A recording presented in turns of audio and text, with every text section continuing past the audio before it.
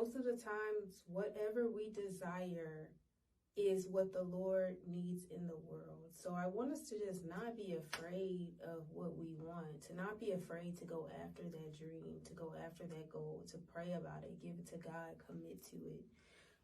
In Joshua, the first chapter speaks so much about this. It says that I will give you every place where you set foot. That's what God is telling us. Every place you set foot, he will give to you. And he will make it according to you, according to his will. And he will give it to you according to his will. It says, be strong and very courageous. Be careful to obey everything that I've told you. Be strong and courageous, because you will lead these people to inherit the land that I swore to their ancestors to give them. Generational blessings are a thing. Everyone talks about generational curses.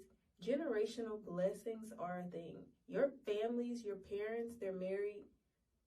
God wants to do that with you too. Generational wealth is a thing. God has blessed your family financially with financial stability. You see your family tithing. God is going to bless you too. And he's going to hold you to that responsibility and even more, actually, because you are the one who's going to cross over. You are the one that the Lord has already been and went before you in order for you to get this position, in order for you to get this job, the way the world is moving, in order for you to build that business. You are the one to do that. You take that responsibility, because every generational blessing becomes more and more because of what the first person did. That blessing is now on the next person, and they're going to do even more.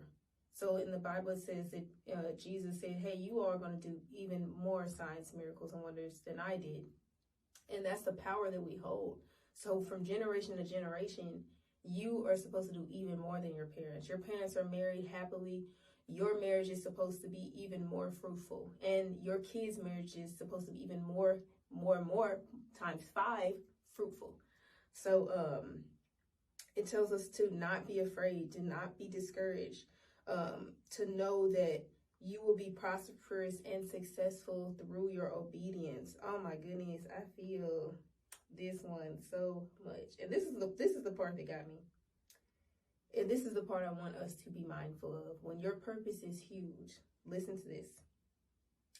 It says, your wives, your children, and your livestock may stay in the land that Moses gave you east of the Jordan. But all your fighting men ready for battle must cross over ahead of your fellow Israelites. You are to help them until the Lord gives them rest, as he has done for you, and until they too have taken possession of the land the Lord your God is giving them. What is that saying, y'all? That is literally telling us we need to move. We need to be the one. We need to be set apart. In order for you to complete your purpose and your vision, you are going to have to leave people behind. That is all that's telling you. You're going to have to leave them behind for some seasons to get where you need to go, and they will come and possess that same blessing that you have. What you want is what the world needs. What you want is what the Lord needs in this world to use you.